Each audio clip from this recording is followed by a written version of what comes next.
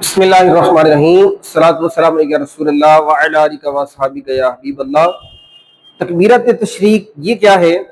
یاد رکھیے کہ مینا کے اندر جب حضرت ابراہیم علیہ السلام نے اپنے شہزادے اسماعیل علیہ السلام کو ذبح کرنے کے لیے لٹایا، گلے پر چھری رکھی، جبریل امین علیہ السلام آسمان سے جنتی مینڈا لے کر آپ حاضر ہوئے۔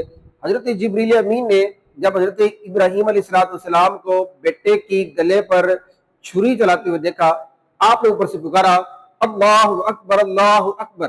حضرت اسماعیل علیہ السلام نے پکارا ولا الہ الا اللہ واللہ اکبر۔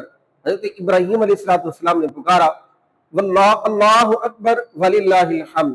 ان تینوں ہستیوں کی کلمات کو ملا کر یہ ایک تکبیر تشریق بنتی ہے، جسے ہم پڑھتے ہیں 9 ذی الحجہ کی فجر سے لے کر 13 ذی الحجہ کی عصر تک۔ یاد رکھیے ہر فرض نماز جو جماعت کے ساتھ ادا کی جائے، اس کے بعد امام اور مقتدی سب کے لیے ایک مرتبہ پڑھنا یہ تکبیر تشریق واجب ہے، 3 مرتبہ پڑھنا یہ افضل ہے۔